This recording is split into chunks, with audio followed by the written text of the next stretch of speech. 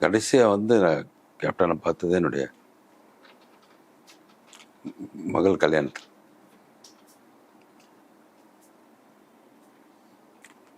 அந்த நேரத்தில் உடம்பு முடியாமல் தான் இருந்தாங்க.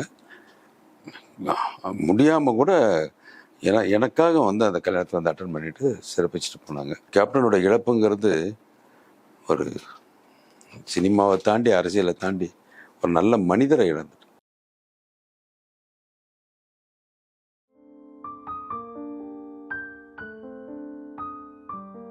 நம்ம வந்து சார் அவரை ஒரு சிங்கம் மாதிரி பார்த்துட்டோம்.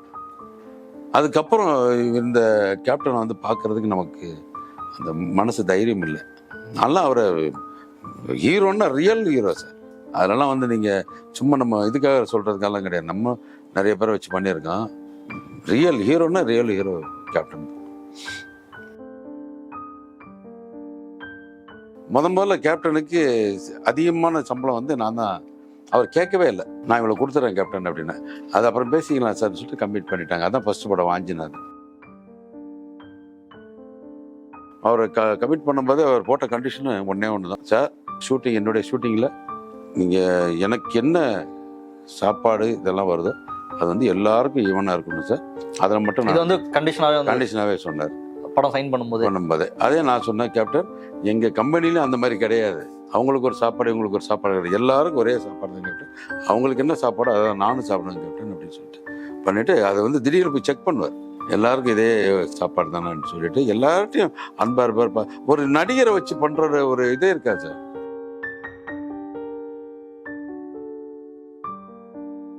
கேப்டன் வச்சு நான் 2 படம் பண்ணேன். இந்த 2 படம் வந்து நான் எப்படி படம் முடிச்சேங்கிற கஷ்டமே எனக்கு தெரியாது. வாஞ்சிநாதன்ல எனக்கு வியாபாரம் அதிகமாகி நானே அவரை வந்து கேப்டன் 2 சாங் நீங்கள் ஃபாரின் போடணும். நான் எதுக்கு சார் ஃபாரின் அப்படின்னாரு.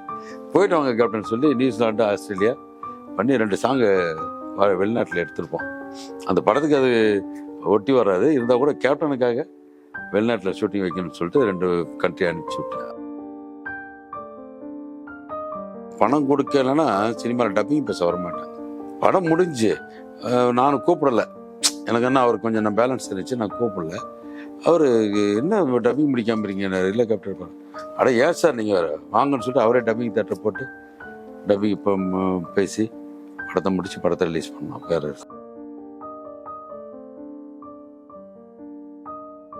ஸ்டார் நைட்னா என்னன்னு தெரியாது. ஆனால் இந்த ஸ்டார் நைட்டில் கேப்டன் கொடுத்த ஒத்துழைப்பு, அப்போ சரத்குமார் சார் செக்ரட்டரி, இவங்க தலைவர், நெப்போலியன் சார் பொருளாளர், இவங்கெல்லாம் வந்து சார் சொன்னோம்னா கொஞ்சம் அதிகமாக சொல்கிற மாதிரி இருக்கும். கூலிக்காரங்க கூட அப்படி வேலை செய்ய மாட்டாங்க. பொட்டியை தூக்குறதுலேருந்து லக்கேஜ் எடுக்கிறதுலேருந்து ஏர்போர்ட்டில் போய் ஆர்டிஸ்ட்டை பிக்கப் பண்ணுறதுலேருந்து எனக்கு கொடுத்த ஒத்துழைப்பு அப்படின்னா கொஞ்சம் நஞ்சமான ஒத்துழைப்பு கிடையாது, ரொம்ப பெரிய சக்ஸஸ். அரண்சை நண்பர்களுக்கு வணக்கம். அரண்சை ஊடகம் சுயேட்சையாக இயங்குவதற்காகவே உருவாக்கப்பட்டது. நாம் செய்கிற வேலை உண்மையிலேயே மக்களுக்காக செய்கிறோம் என்பதை நீங்கள் நம்பினால், வாய்ப்பு இருந்தால் இந்த ரேசர் பே கியூஆர் கோடுக்குள்ளே நீங்கள் வந்து அதை ஸ்கேன் பண்ணி எங்களுக்கு உங்களால் இயன்றதை விருப்பம் இருந்தால் ஆதரவு தெரிவிக்கலாம். வணக்கம், இது அரண்சை. நான் தேவா பாஸ்கர். இந்த நேர்காணலில் தயாரிப்பாளர் ரோஜா கம்பைன்ஸ் காஜா மைதீன் அவர்கள். வணக்கம் சார். வணக்கம் சார். வணக்கம் சார். கேப்டன் விஜயகாந்தினுடைய மரணம் கிட்டத்தட்ட தமிழ்நாடே அழுதுட்டு இருக்குன்னு கூட சொல்லலாம். எல்லாரும் ஏதோ தங்க வீட்டில் ஒரு இழப்பு ஏற்பட்ட மாதிரி எல்லாருமே ஃபீல் பண்ணிட்டு இருக்காங்க.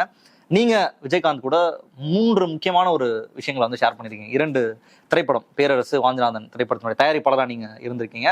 அதுல உங்களுக்கு ஒரு நீண்ட அனுபவம் விஜயகாந்த் இருந்திருக்கும். அது இல்லாம ரொம்ப ஃபேமஸான ஒரு ஸ்டார் நைட், விஜயகாந்தினுடைய ஆளுமை திறனை பேசும்பொழுது அவர் அரசியலுக்கு வரும்பொழுதுலாம் என்ன சொல்லுவாங்கன்னா, அந்த ஸ்டார் நைட் வந்து சம வெற்றிகரமா பண்ணி முடிச்சாரு, அந்த ஸ்டார் நைட்ல ஒட்டுமொத்தமாக நடிகர் சங்கத்தினுடைய கடன் அடைச்சாரு, அவ்வளவு மிகப்பெரிய ஒரு விஷயத்தை விஜயகாந்த் பண்ணான்னு எல்லாருமே சொல்லுவாங்க. அதுக்கு பின்னாடியும் நீங்க இருந்திருக்கீங்க. உங்களுக்கும் அவருக்கும் ஒரு நீண்ட கால நட்பு தொடர்பு அப்படின்றது இருந்திருக்கு. முதல்ல எப்படி இருந்துச்சு உங்களுக்கு விஜயகாந்தினுடைய இறப்பு அப்படின்ற இந்த செய்தியை கேட்கும் பொழுது உங்களுக்கு எப்படி இருந்துச்சு? கடைசியா எப்போ பார்த்தீங்க? கடைசியா வந்து நான் கேப்டனை பார்த்தது என்னுடைய மகள் கல்யாணத்தில்.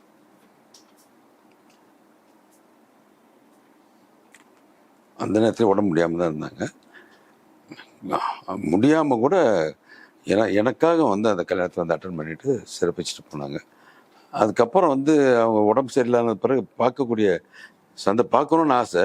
ஆனால் வந்து சந்தர்ப்பங்கள் கிடைக்கல. நிறைய பேர் பார்க்க முடியல. அதில் இதாக இருக்கும். இடையில மட்டும் நண்பர் நாங்கள் சிவா பேசிக்கிறேன், கேப்டன் எப்படி இருக்காங்க, உங்கள் கூட இருக்கவங்ககிட்ட கேட்டுக்கிறேன். இடையில பார்க்க முடியாமல் போயிடுச்சிங்க. அந்த கேப்டனோட இழப்புங்கிறது ஒரு சினிமாவை தாண்டி அரசியலை தாண்டி ஒரு நல்ல மனிதரை இழந்துட்டு, மனித நேயம். அதாவது சார் ஒரு சின்ன ஒரு 2 படம் பண்ணிட்டு ஒரு சின்ன புகழ் வந்துட்ட பிறகு பார்த்தீங்கன்னா தலைகீழ ஆடுறவங்கள பார்த்துருக்கோம். இவரெல்லாம் சாதனையாளர்னு அவருடைய சாதனை அவருக்கே தெரியாது. கேப்டனோட சாதனை என்ன பண்ணியிருக்கோன்னு அவருக்கே தெரியாது. ரொம்ப வெகுளித்தனமான மனிதர், எதையும் ஒளிச்சு மறைச்சு பேச தெரியாது, கள்ளங்கபடம்னா என்னன்னு தெரியாது. இப்போ ஏதாவது ஒரு பிரச்சனை, இப்போ உங்களுக்கு எனக்கு ஏதோ உங்களை தேவா பற்றி நான் தப்பாக சொல்லிட்டேன் அப்படின்னா அவர் இருக்காருன்னு வைங்களேன், கூப்பிட்டு தேவா அவங்கள காஜா அப்படி பேசினாரும்பார். அதாவது நம்ம அந்த இது மறைச்சி இது பண்ணி பேசுறதுக்கெல்லாம் தெரியாது. ஒரு பெரிய, அதாவது சொல்லுவாங்க சினிமாவில் ஹீரோ அப்படின்னா நிறைய டைலாக்குகள் வரும், அடித்தா 1.5 டன் 2.5 டன்லாம் பேசுவாங்க. ஆனால் இவர் ஃபைட்டில் இவர் அடித்தா 1.5 டன் அடி உழுங்கிறது மாதிரி அந்த ஆக்ரோஷமான நடிப்பு, சண்டை இது காட்சிகள் ஆகட்டும், மற்றபடி அப்படி ஒரு சிறப்பான ஒரு மனிதர் சார். ஒரு தைரியசாலி, ஒரு எல்லாம் மற்றவங்களுக்கு கொடுக்கணுங்கிற எண்ணம், செய்யணுங்கிற எண்ணம். அதே மாதிரி ஷூட்டிங் ஸ்பாட்டில் பார்த்தீங்கன்னா சாப்பாடு லஞ்சு வந்துச்சுன்னா நான் முதல்ல நான் ஒரு 5-6 படம் இட்டு கொடுத்துட்டு தான் கேப்டனை வச்சு நம்ம நண்பர் மூலிமா மீட் பண்ணேன். அது எப்படி சார் இருந்தது? நீங்க அப்ரோச் பண்ணீங்களா விஜயகாந்த் வச்சு ஒரு படம் பண்ணணும் அப்படின்றது உங்களுடைய? இல்லை, அந்த டைமில் சார் விஜயகாந்த் சார் பீக்கில் இருக்காங்க, ரஜினி சார் பீக்கில் இருக்காங்க. நமக்கு எல்லாமே ஒரு தயாரிப்பாளராக வந்து நம்மளும் வந்து இப்போ எல்லா படமும் ஹிட் கொடுத்துட்ருக்கோம். கேப்டனை வச்சு படம் பண்ணணுன்னு ஒரு ஆசை வரும்போது நான் நண்பர் மூலிமா அப்ரோச் பண்ணுறேன். உடனே மீட் பண்ணாங்க. மீட் பண்ணி போய் பார்த்தோன்னே கதையை கேட்குறேன், பண்ணிடுறேன் சார்ன்ட்டார். உடனே பண்ணிடுறேன்ட்டாங்க. அதெல்லாம் கேட்காம அவர் ஓகே சொல்லுவாங்க. ஆமாம் பண்ணிடுறேன்ட்டார். முதல்ல கேப்டனுக்கு அதிகமான சம்பளம் வந்து நான் தான். அவர் கேட்கவே இல்லை, நான் இவ்வளோ கொடுத்துட்றேன் கேப்டன் அப்படின்னு. அது அப்புறம் பேசிக்கலாம் சார்னு சொல்லிட்டு கம்ப்ளீட் பண்ணிட்டாங்க. அதான் ஃபஸ்ட்டு படம் வாஞ்சிநாதன் படம் வந்து பார்த்தீங்கன்னா பெண்ணின் மனைவி தொட்டினுடைய படம் ரிலீஸ் அன்னைக்கு வாஞ்சிநாதன் பூஜை ஏவிஎம்மில் பூஜை போட்டு நைட்டு படத்தை ரிலீஸ் பண்ணிவிட்டு காலையில் போய் 8-9 மணிக்கு பூஜையை போட்டுட்டு ஆஃபீஸுக்கு வர்றேன். ஆஃபீஸில் நீங்கள் நம்ப மாட்டீங்க, சினிமா வந்து டிஸ்ட்ரிபியூட்டர்ஸ் வந்து ஒருத்தரோட ஒருத்தர் அடிச்சுக்கிட்டு நிற்கிறாங்க. பூஜை போட்ட உடனே பூஜை அங்கே ஏவிஎம்மில் பூஜை, ஆஃபீஸு அசோக் நகர், இதில் ஏவிஎம் பூஜை போட்டு அசோக் நகர் வர்றேன். ஒரு 20 டிஸ்ட்ரிபியூட்டர் நிற்கிறாங்க பணத்தோட. ஒரே நாள் ஆல் ஏரியா சோல்டு. அந்த டைம்லேயே 2.5 கோடி ரூபா அட்வான்ஸ். படம் பூஜை போட்ட அன்னைக்கு என்ன கதை ஏதுன்னே தெரியாது. அப்படி வந்து எனக்கும் விஜயகாந்த் சாருக்கும் ஒரு தொடக்கமே ஒரு வெற்றிகரமான தொடக்கமாக இருந்துச்சு. எடுத்தோடனே விஜயகாந்த் பார்க்கும்போது அதிகமான ஒரு சம்பளம் தரணும் அப்படின்னு என் மனசில் இப்போ அன்னைக்கு வந்து எல்லா ஹீரோஸ்க்கும் அதை பண்ண மாட்டீங்களா யூஸ்வலாக? இவரை பார்க்கும்போது இல்லை சார் அப்படின்றல. இப்போ அந்த நேரத்தில் வந்து ரோஜா கம்பெனிஸ் சக்ஸஸ்ஃபுல்லாக போயிட்டுருக்கு. கேப்டனை வந்து அதை வந்து இன்னும் அதுக்கு மைலேஜ் பெரிய படங்கள் கொடுத்து பெரிய ஹிட்டில் இருக்காங்க. அது வந்து ஒரு பெரிய, நான் கொடுத்த சம்பளம் பெரிய விஷயமே இல்லை அன்னைக்கு தேதியில். இன்றைக்கி பார்த்தீங்கன்னா சினிமா வந்து 100 ரூபாய் வியாபாரம் ஆகுதுன்னா 80 ரூபாய் நடிகர் பிடிக்கிட்டு போயிடுறாங்க. ஆனால் அன்னைக்கு 100 ரூபாய் வியாபாரம் இருந்தால் 20 ரூபா தான் நடிகருக்கு. நான் கொடுத்த சம்பளம் அதிகமாக இருந்தாலும் பர்சன்டேஜ் பார்த்தீங்கன்னா ஒரு 20%. அப்படி கொடுத்து அந்த படமும் பெரிய வெற்றியாச்சு. அந்த படத்தை ஷூட்டிங் அப்போ தான் குசால்தாஸ் கார்டனில் ஷூட்டிங் நடந்துட்டு இருந்துச்சு. அதுக்குள்ளே எனக்கும் அந்த கேப்டனுக்கும் அந்த ஷூட்டிங் டேஸில் வந்து நல்ல ஒரு அண்டர்ஸ்டாண்டிங், ஒரு சகோதரத்துவம் நட்போடு ரொம்ப இது பண்ணிகிட்டு இருந்தோம். ஒரு நாள் இதே டைம் தான் ஒரு 6 மணிக்கு குசால்தாஸ் கார்டன் ஷூட்டிங்கில் போனால் ஷூட்டிங்கை நிறுத்திட்டு கேப்டன் வந்து ரொம்ப டென்ஷனாக அந்த நடிகர் சங்க நிர்வாகிகளோட வச்சுட்டு பேசிகிட்டு இருக்காங்க. அப்போ நான் போய் கேட்டேன், என்னப்பா ஷூட்டிங் நிற்கிது அப்படின்னா, இல்லை கேப்டன் ஏதோ டென்ஷனில் இருக்காங்க அப்படின்னா. நேராக பட் என்ன கேப்டன் என்ன டென்ஷன் அப்படின்னா, இல்லை சார் நாளைக்கு வந்து ஜப்தி பண்ணுறாங்க நடிகர் சங்கம், இது வந்து பேங்க் அப்போ நடிகர் சங்க தலைவராக இருக்காரு, இதை ஜப்தி பண்ணுறாங்க சார் அப்படின்னு. நான் கேஷுவலாக கேட்டேன், என்ன கேப்டன் இது ஒரு பெரிய மேட்ரு, எவ்வளோ இருக்குது? 1.85. இது என்ன கேப்டன் ஆளுக்கு ஒரு 5 லட்ச ரூபா போட்டால் இது ஒரு பெரிய விஷயம் இல்லையே. 1,85,00,000. 1,85,00,000 அவ்வளோதான் என்ன 2001. இதை போய் தீர்த்துடலாமா கேப்டன் என்ன அப்படின்னா, இல்லை சார் யாரும் சரியாக வரல, ஒத்து வரல, பணத்தை ஸ்டார் நைட் பண்ணுறேன்னு சொல்லிட்டு கூட ஒரு 2 பேர் வந்துட்டு ரிவர்ஸ் ஆகிட்டாங்க, அதுவும் முடியலை, நாளைக்கு என்ன தெரியல அப்படின்னு. நான் சொன்னேன், அதுக்கு எது கேப்டன் ஒரி பண்ணுறீங்க, எனக்கு அந்த ஸ்டார் நைட் பண்ணி கொடுங்க, நான் அந்த கடனை அடைச்சிடறேன் கேப்டன் அப்படின்னு. உங்களால் முடியுமா சார் அப்படின்னாரு. எனக்கு ஸ்டார் நைட்னா என்னன்னு தெரியாது. எனக்கு கேப்டன் மேலே இருந்த ஒரு அந்த டைமில் டென்ஷனாக இருக்கார் அப்படிங்கிறதுக்காக நான் சொல்லிட்டேன், பண்ணுவோம் கேப்டன், இதுக்கு எதுக்கு கேப்டன் பண்ணுன்னு சொல்லிட்டு மறுநாளே 1 கோடி ரூபா அட்வான்ஸு கொடுத்து பேங்க்கு கிளியர் பண்ணி ஸ்டார் நைட் பண்ணுறதுக்கான ஏற்பாடுகள் பண்ணோம். Malaysia, Singapore. எனக்கு ஸ்டார் நைட்னா என்னன்னு தெரியாது. ஆனால் இந்த ஸ்டார் நைட்டில் கேப்டன் கொடுத்த ஒத்துழைப்பு, அப்போ சரத்குமார் சார் செக்ரட்டரி, இவங்க தலைவர், நெப்போலியன் சார் பொருளாளர், இவங்கெல்லாம் வந்து சார் சொன்னோம்னா கொஞ்சம் அதிகமாக சொல்கிற மாதிரி இருக்கும், கூலிக்காரங்க கூட அப்படி வேலை செய்ய மாட்டாங்க. பொட்டியை தூக்குறதுலேருந்து, லக்கேஜ் எடுக்கிறதுலேருந்து, ஏர்போர்ட்டில் போய் ஆர்டிஸ்ட்டை பிக்கப் பண்ணுறதுலேருந்து, எனக்கு கொடுத்த ஒத்துழைப்பு அப்படின்னா கொஞ்சம் நஞ்சமான ஒத்துழைப்பு கிடையாது, ரொம்ப பெரிய சக்ஸஸ். இது வரைக்கும் பார்த்தீங்கன்னா தமிழ் இண்டஸ்ட்ரியிலேருந்து இந்த சவுத் இந்தியாவிலே பார்த்தீங்கன்னா அவ்வளோ யாருமே பண்ணியிருக்க மாட்டாங்க. 257 பேர் ஆர்டிஸ்ட் கூட்டிகிட்டு போனோம் எல்லாம், மொத்தம் டோட்டல். அவங்களுக்கான வசதிகள் எல்லாமே நான் என்னுடைய அரேஞ்ச்மெண்ட்டை பார்த்துட்டு கேப்டனே ரொம்ப பாராட்டினாங்க. ரஜினி சார் கூட தனியாக கூப்பிட்டு வச்சு பாராட்டினாங்க, பிரமாதமாக பண்ணிட்டீங்க அப்படின்னு சொல்லிட்டு. நான் அந்த ஒரு 6 மாதம் இதுக்காக ஸ்ட்ரெயின் எடுத்து அந்த ஸ்டார் நைட்டை பண்ணி தான் இன்றைக்கி இந்த நடிகர் சங்கம் வந்து காப்பாற்றப்பட்டுச்சு. ஏர்போர்ட்லேருந்து ரஜினி சாரை பிக்கப் பண்ண போகிறோம். இவர் கேப்டன் வர்றாரு, கூட என் கூட இருக்கார் கேப்டன். நாங்கள் வந்துட்டு ஷூட்டிங்கெல்லாம் கேன்சல் பண்ணிவிட்டு மலேசியாவில் வந்து என் கூட இருக்கார். ரஜினி சார் வர்றாரு. ரஜினி சார் வந்து பிக்கப் பண்ணுறதுக்காக ஏர்போர்ட்டுக்கு போகிறோம். க்ரௌடு வந்து பார்த்தீங்கன்னா அப்படி கடல் மாதிரி நிற்கிது. இவர் வந்து சார் ரஜினி சார் இப்படி விட்டுட்டு இந்த கை இப்படி விலைக்கு விட்டுட்டு வர்றாரு. கிளியர் பண்ணிட்டு இருக்காரு. இதில் என்னன்னு கேட்டிங்கன்னா, மலேசியன் தமிழன்ஸுக்கு எப்படி ரஜினிக்கு சாருக்கு மாசம் இருக்கோ அதே மாதம் வந்து விஜயகாந்த் சாருக்கு இருக்கு. நான் சொல்கிறேன், கேப்டன் உங்களை பார்க்க தான் கூட்டம் வந்திருக்கு. ஏன் கேப்டன்? சார் நான் தாங்குவேன் சார், அவர் தாங்க மாட்டார் சார்ன்ட்டு ஒரு பாடி கார்டு எப்படி செய்வாங்க சார், அந்த மாதிரி க்ரௌடை விலைக்கு விட்டு அவர் இது பஸ்ஸில் ஏற்றுற வரைக்கும் கிட்ட இருந்து பண்ணாங்க. அதே மாதிரி ஸ்டார் நைட்டுக்கு அவர் பண்ண விஷயமெல்லாம் சார் நானே சொன்னேன், என்ன கேப்டன் நீங்கள் என்ன சார், இது நம்ம சக்ஸஸ் பண்ணி ஆகணும். பொட்டியெல்லாம் தூக்குவார் சார். ஆர்டிஸ்ட் லக்கேஜ் எல்லாம் இருக்குல்ல, வர்றதுக்கு ஏர்போர்ட்லேருந்து வர்றாங்கன்னா அதெல்லாம் தூக்கணும் வண்டியில் வைப்பார். இறங்கி வேலை பார்ப்பார். இறங்கினா சாதாரண வேலையெல்லாம் கிடையாது, வெட்டியை மடித்து கட்டிட்டு அப்படி பார்த்தாருங்க.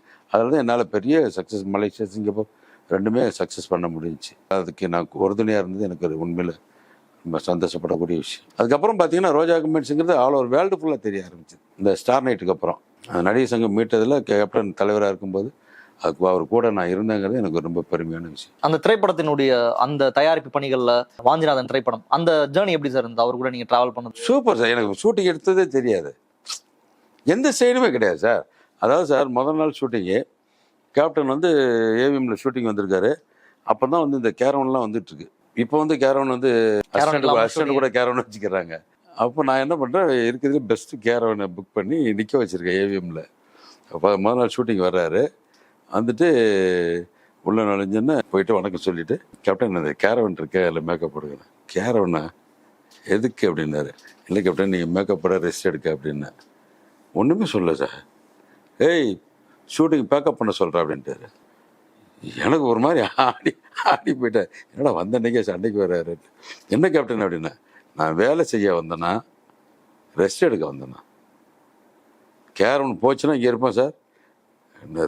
உடனே ஆளுங்களை கூப்பிட்டு முதல்ல தள்ளிட்டாவது கூட வெளியே விட்டுருக்கப்பா கேரவன் சொல்லிட்டு ஷூட்டிங் ஆரம்பித்தோம். மற்ற தொழிலாளர்கள் கூட எல்லாரும் கூடயும் வந்து ரொம்ப ஃப்ரெண்ட்லியாக இருப்பார், ரொம்ப கேஷுவலாக இருப்பார் சார். நான் தான் சொல்கிறேன் இல்லைங்களா, சாதாரண லைட் பாய்ஸ்லேருந்து அந்த சாப்பாடு கொடுக்குறவங்க வரைக்கும் கூட இவர் வந்து ஒரு நடிகராகவே இருக்க மாட்டார் சார். அங்கே நானும் கிட்டத்தட்ட எல்லா நிறைய நடிகர்கள் வச்சு படம் எடுத்துட்டேன், கிட்டத்தட்ட 20 படங்கள் எடுத்துட்டேன்.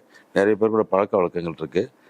இவர் வந்து அந்த ஒரு ஸ்பாட்டில் பார்த்தீங்கன்னா ஒரு நடிகர்ன்ற இதே இருக்காது. கூட உட்காந்து தொழிலாளர்கள் கூட உட்காந்து சாப்பிட்றதா இருக்கட்டும். அதில் வந்து அவர் எனக்கு சினிமா அவரை கமிட் பண்ணும்போது அவர் போட்ட கண்டிஷனு ஒன்று தான் சார், ஷூட்டிங் என்னுடைய ஷூட்டிங்கில் நீங்கள் எனக்கு என்ன சாப்பாடு இதெல்லாம் வருதோ அது வந்து எல்லாருக்கும் ஈவனாக இருக்கணும் சார். அதில் மட்டும் நான் வந்து கண்டிஷனாகவே சொன்னார் படம் சைன் பண்ணும்போது. அதே நான் சொன்னேன், கேப்டன் எங்கள் கம்பெனிலையும் அந்த மாதிரி கிடையாது, அவங்களுக்கு ஒரு சாப்பாடு இவங்களுக்கு ஒரு சாப்பாடு கிடையாது, எல்லாருக்கும் ஒரே சாப்பாடு தான் கேப்டன், அவங்களுக்கு என்ன சாப்பாடு அதை நானும் சாப்பிடுவேன் கேப்டன் அப்படின்னு சொல்லிட்டு பண்ணிவிட்டு அதை வந்து திடீர்னு போய் செக் பண்ணுவார். எல்லாருக்கும் இதே சாப்பாடு தானேன்னு சொல்லிட்டு எல்லார்ட்டையும் அன்பாக இருப்பார். ஒரு நடிகரை வச்சு பண்ணுற ஒரு இதே இருக்காது சார். இப்போ நீங்கள் எப்படின்னா லைட் பாய் கூட ஒரு சேர் போட்டு உட்காந்துட்டு இருப்பாரு, பேசிட்டு இருப்பாரு. ரொம்ப கேஷுவலான மனுஷன் சார். ஈஸியா அப்ரோச்சபிளா. அப்ரோச்னா ரொம்ப அந்த மாதிரி உங்களுக்கு கேப்டனை அப்ரோச் பண்ண மாதிரி வேற யாரையும் வந்து அவ்வளோ ஈஸியாக நீங்கள் அப்ரோச் பண்ண முடியாது. பழகுறதுக்கு அவ்வளோ ஒரு எளிமை, இனிமை, அதெல்லாம் வந்து நம்ம சொல்லி பண்ண முடியாது சார். அவருடைய இழப்பு வந்து ஒரு பெரிய பேரிழப்பு சார், சாதாரண இதெல்லாம் கிடையாது. யூஸ்வலாவே விஜயகாந்த் சார் பத்தி பேசும்போது இந்த மாதிரி எல்லா தொழிலாளர்களையும் ஒரே மாதிரி சமமான ப்ரொடியூசர் ஃப்ரெண்ட்லின்றது அதுல எவ்வளவு கான்சியஸா இருப்பாரு. இப்ப நம்மள நம்பி ஒரு ப்ரொடியூசர் காசை போடுறாரு, அவருக்கு உரிய லாபத்தை நம்ம சார். நான் தான் இதை சொன்னேன் இல்லைங்களா, செலவுங்கிறதே பண்ணக்கூடாது. கேப்டன் வச்சு நான் 2 படம் பண்ணேன். இந்த 2 படம் வந்து நான் எப்படி படம் முடிச்சேங்கிற கஷ்டமே எனக்கு தெரியாது.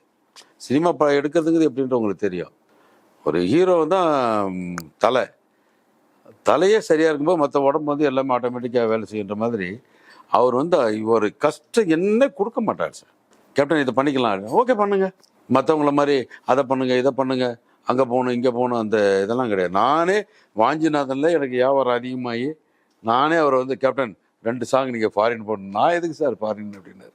போயிட்டு வாங்க கேப்டன் சொல்லி நியூசிலாண்டு ஆஸ்திரேலியா பண்ணி 2 சாங்கு வெளிநாட்டில் எடுத்திருப்போம். அந்த படத்துக்கு அது ஒட்டி வராது, இருந்தால் கூட கேப்டனுக்காக வெளிநாட்டில் ஷூட்டிங் வைக்கணும்னு சொல்லிட்டு 2 கண்ட்ரி அனுப்பிச்சி விட்டேன். அந்த அளவுக்கு அந்த படம் வியாபாரமாச்சு. அந்த அளவுக்கு கேப்டன் மேலே நானும் பாசமாக இருந்தேன், அவரும் என் மேலே ரொம்ப பாசமாக இருந்தார். அது என்னைக்கு அவர் வீட்டில் இருக்கும்போது போயிட்டேன்னா கூட நான் போயிட்டேன் அப்படின்னா மேலே தூங்கிட்டு இருந்தால் கூட எதிர்த்து வந்துடுவார். அந்த அளவுக்கு என் மேலே ரொம்ப பாசமாக இருந்தார். எல்லா தயாரிப்பாளர்கள்ட்டையும் இப்படி தான். ஆமாம் சார், எல்லாத்தையுமே அப்படி தான் சார் இருப்பார். எல்லாத்தையுமே அப்படி தான் இருப்பார். இப்போ அதே மாதிரி நடிகர் சங்க இது மட்டும் இல்லை சார், தயாரிப்பாளர் சங்கத்தில் போய் அவர்கிட்ட போய் பேசினாங்க. தயாரிப்பாளர் சங்கத்துக்கு கொஞ்சம் ரெவன்யூ வேணும், பண்ணி கொடுங்க கேப்டன் சொல்லிட்டு உடனே மறுப்பே சொல்லலை. மொத்த நடிகர்களையும் கூப்பிட்டு பேசி தயாரிப்பாளர் சங்கத்துக்கும் அவர் பண்ணி கொடுத்தார். நடிகர் சங்கத்தை மட்டும் இல்லை, தயாரிப்பாளர் சங்கமும் பண்ணி கொடுத்தார். ஆனால் கொஞ்சம் தயாரிப்பாளர் சங்கம் வந்து நடிகர் சங்க அளவுக்கு பெருசாக இது பண்ண முடியல. லண்டன் துபாய் பண்ணோம். இதுக்கும் கேப்டன் தான் ஃபுல்லாக. அதாவது அந்த டைமில் வந்து சார் நாங்கள் லண்டன் ஷோக்கு போயிருக்கோம். லண்டனில் என்னென்னு கேட்டிங்கன்னா விடுதலை புலிகள் வந்து கொஞ்சம் பிரச்சனை பண்ணுறாங்க. இந்தியாவிலேருந்து இங்கே அதுக்கு வந்து ரொம்ப தப்பாக பிச்சை எடுக்க வரீங்க அப்படி இப்படின்ற மாதிரி பேசிட்டு ஷோவை எவ்வளோ டிஸ்டர்ப் பண்ணுறோமோ பண்ணுறாங்க. அப்போ நான் கேப்டனுக்கு ஃபோன் பண்ணி சொன்னதான் நேராக கிளம்பி வந்துட்டார், லண்டனுக்கு வந்துட்டார். வந்து நேராக வாங்க சார் போவோம் அப்படின்ட்டு விடுதலை புலிகள் ஆஃபீஸ்க்கே நேராக போயிட்டு வச்சு எல்லாம் அவங்க எல்லாத்தையும் அவங்க அவங்க நிர்வாகம் நடந்துட்டுருக்கு. அப்போ இவர் இருக்கார், தலைவர் இருக்கார். அவங்க நிர்வாகிகள்லாம் கூப்பிட்டு வச்சுட்டு மீட்டிங் அரேஞ்ச் பண்ணிட்டு போய் பேசுவோம். கேப்டன் ஒரே வார்த்தை சொன்னார், நீங்கள் ரொம்ப தொந்தரவு பண்ணீங்கன்னா நேராக அவர்கிட்டயே பேசுவோம் அப்படின்ட்டார். நாங்கள் என்ன பண்ணுறோம், நாங்கள் வந்து இல்லை அப்போ வந்து வைகோ அரெஸ்ட் பண்ண டைம், அவர் அரெஸ்ட் பண்ணியிருக்காங்க, நீங்கள்லாம் என்ன பண்ணீங்க, நீங்கள் மிஷின் கண்ணையும் அதையும் இதையும் வச்சுட்டீங்க, நீங்களே ஒன்றும் பண்ண முடியல, நாங்கள் நடிகர்கள் நாங்கள் என்ன பண்ண முடியும், கவர்மெண்ட்டிட்ட கேட்க முடியும், அவ்வளோதான். நீங்கள் ரொம்ப தொந்தரவு கொடுத்தீங்கன்னா நான் நேராக கேப்டன்ட்டே பேசுவேன்னு சொல்லிட்டு அதை போல்டாகவே பேசினார். இஷ்டம் நீங்கள் பண்ண சொன்னால் பண்ணணும், இல்லாட்டி நான் போய் ப்ரெஸ்ஸில் எப்படி ஸ்டேட்மெண்ட் கொடுப்பேன், இவங்களால தான் ஸ்டார் நைட்டை நடத்த முடியலன்னு சொல்லிட்டு ஸ்டேட்மெண்ட் கொடுப்பேன் அப்படின்னு வந்து பேசினார். அரசியல் சார்ந்த உங்களுக்கு கூட உரையாடலாம் நடந்திருக்கு அவர் கூட. இப்போ சொன்னால் கொஞ்சம் அதிகமாக சொல்கிற மாதிரி இருக்கும்.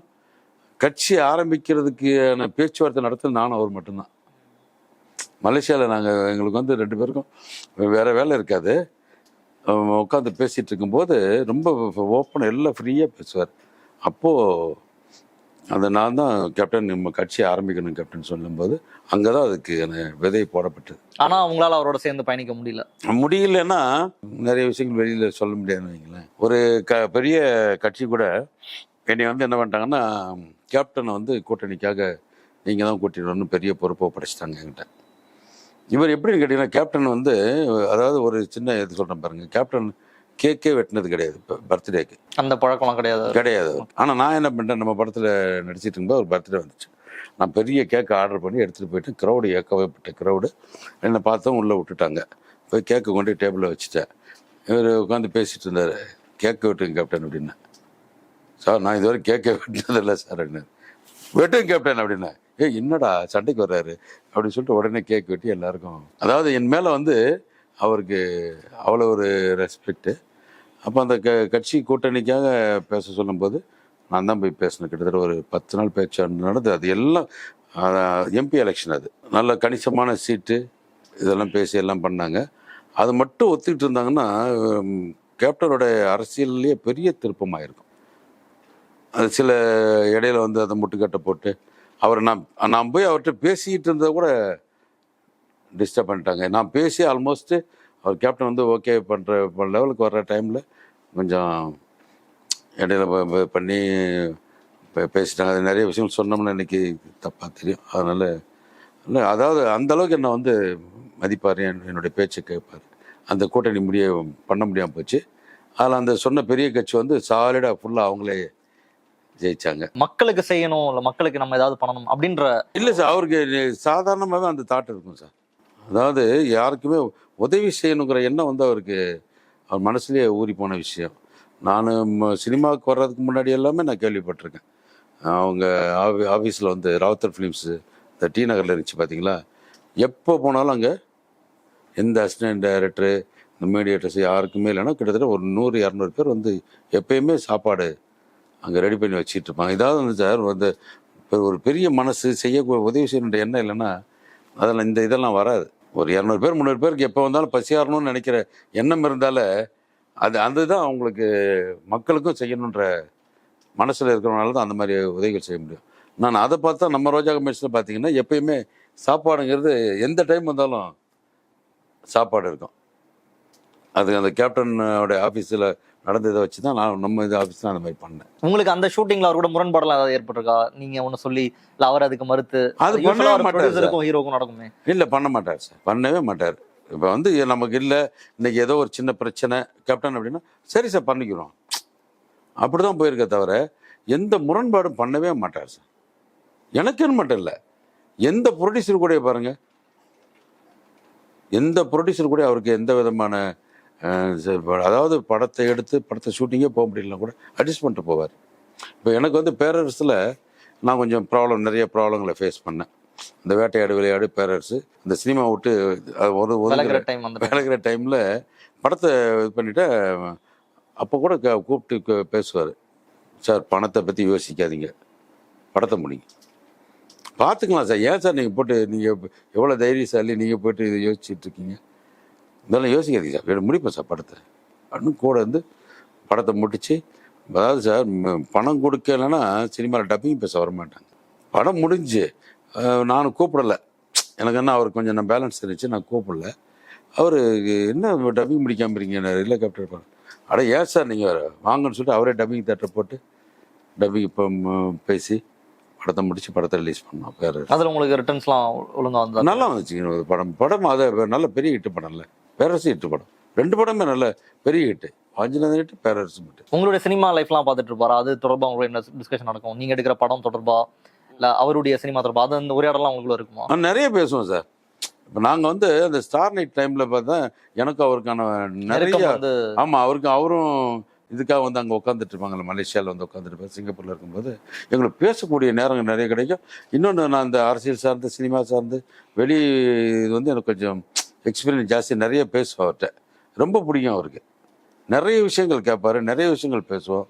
எதை பற்றி உங்களுடைய உரையாடல் வந்து ரொம்ப அதிகமாக எதை பற்றி பேசிட்டு இருப்பீங்க? சினிமாவை பற்றி இருக்கும், அரசியலை பற்றி இருக்கும். அரசியலை வந்து எப்படி பண்ணும்போது அவர் சொல்லுவார், மக்களுக்கு ஏதாவது செய்யணும் சார், செய்யணும். இடையில வந்து பார்த்தீங்கன்னா ஸ்டார் நைட்டு முடிச்சுட்டு ரஜினி சார் வந்து ஒரு கூப்பிட்டு கட்டி பிடிச்சி பாராட்டினார்.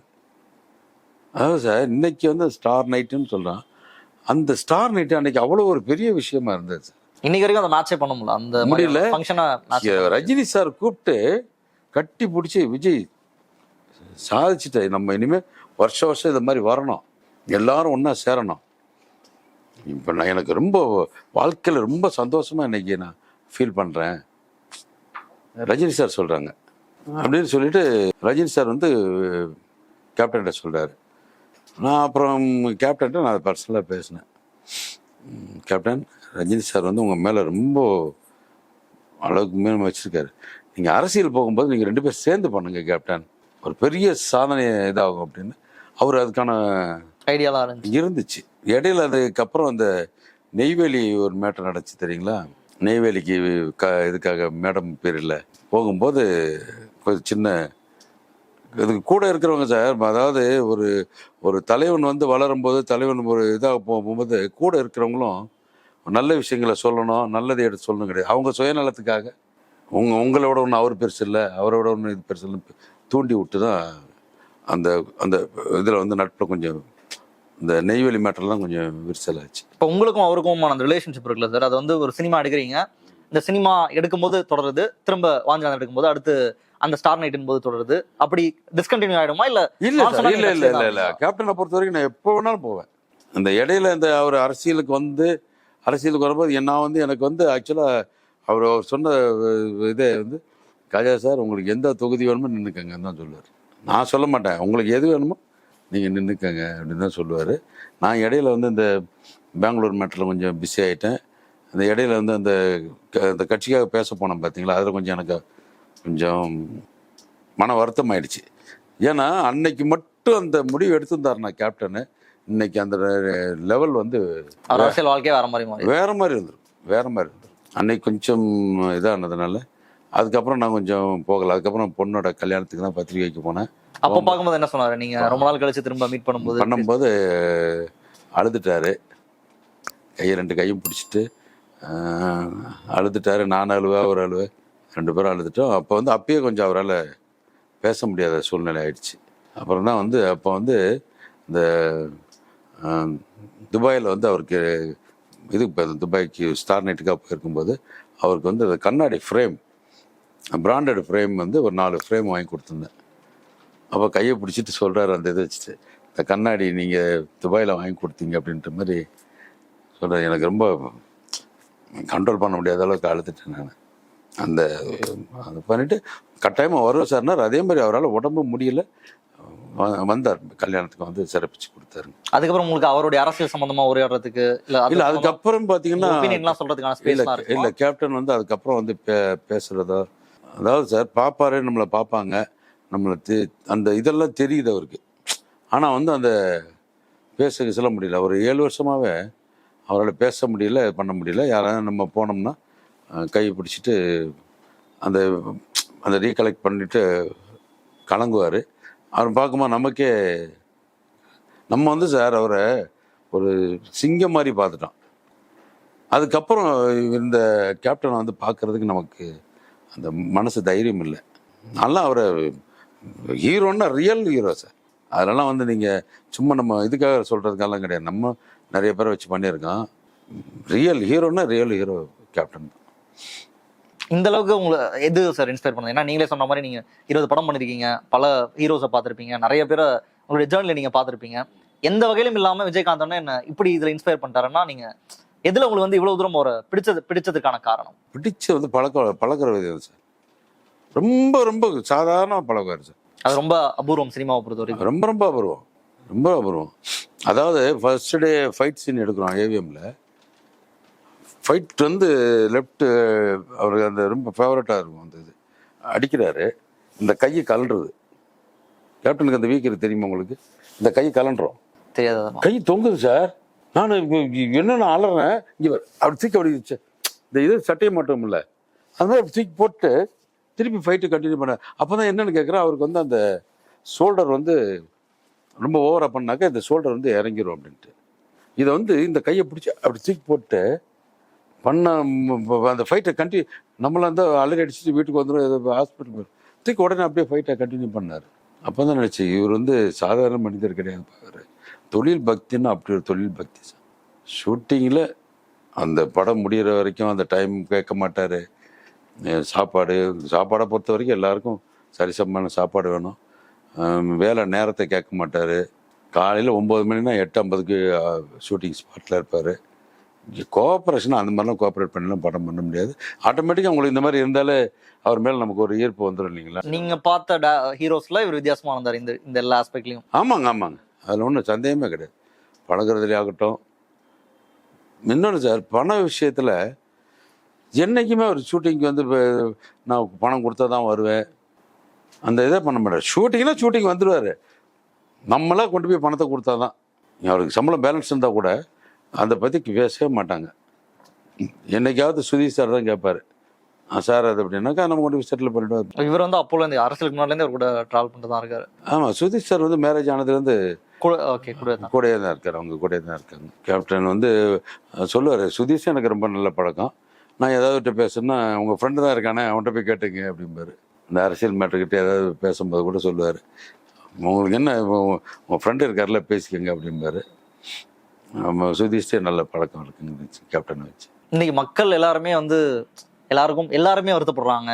அதாவது கட்சி, ஜாதி, மதம் எல்லாத்தையும் கடந்து நீங்க எல்லாருமே ஒரு ஃபீல் பண்றது வந்து இந்த அன்பை எப்படி பெற்றாருன்னு யோசிக்கிறீங்க நீங்க?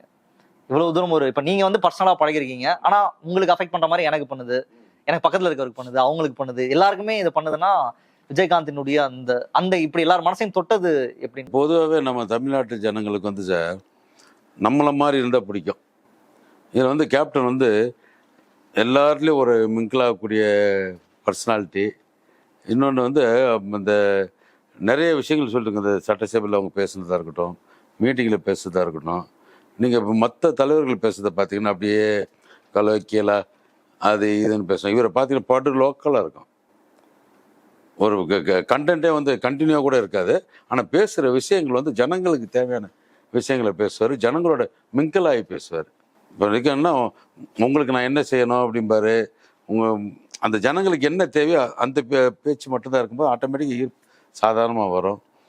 அதே மாதிரி யாராவது ஒருத்தர் பண்ணிட்டாங்கன்னா கூப்பிட்டு அடிச்சு விட இந்த அதாவது யதார்த்தமான பேச்சு இருக்கும்போது உங்களுக்கு எல்லாருக்குமே ஜனங்கள் ஈஸி மனுஷன் சார். ஊடகங்கள் வந்து அவரை ரொம்ப டிஸ்டர்ப் பண்ணிடுச்சுன்னு உங்களுக்கு ஏதாவது வருத்தமா இருக்கா? ஏன்னா அவரே சொல்லுவாங்க, ஊடகங்கள் வந்து என்ன ரொம்ப குறி வைக்கிறாங்க, மீடியா வந்து என்ன குறி வச்சிச்சு. ஏன்னா கடைசி அவர் ஆக்டிவா இருந்த காலகட்டத்தில் எல்லாமே ஏதாவது பிரச்சனையா தான் இருக்கும்.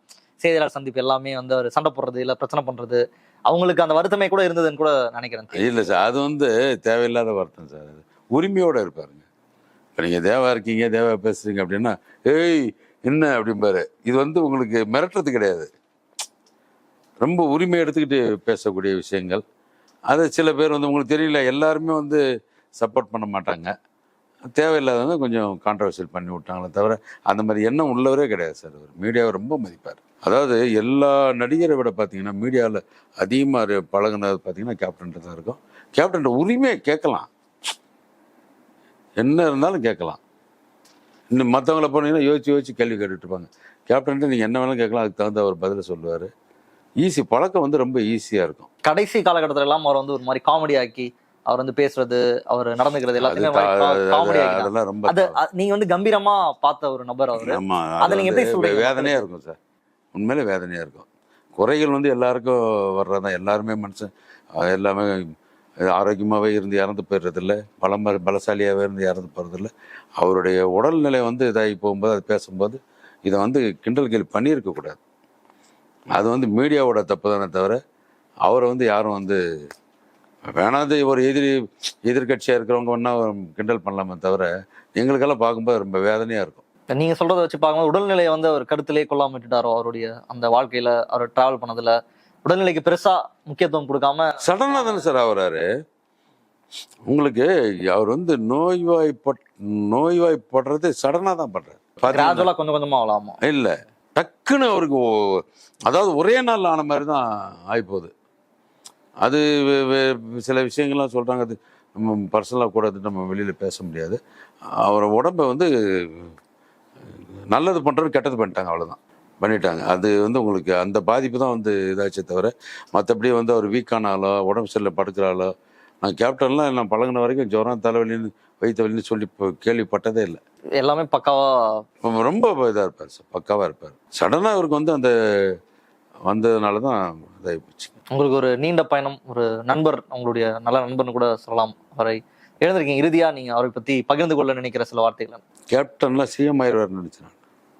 அதாவது நம்ம பக்கத்துல இருந்து பார்த்துருக்கீங்க. ஆமாம் ஆமாம், அந்த மாசு அந்த ஸ்டார்டிங் முதல் மாநாடுக்கும் கூட இருக்கேன், ரெண்டாவது மாநாடுக்கு கூட இருக்கேன். அந்த க்ரௌடு, அந்த பப்ளிக்கினுடைய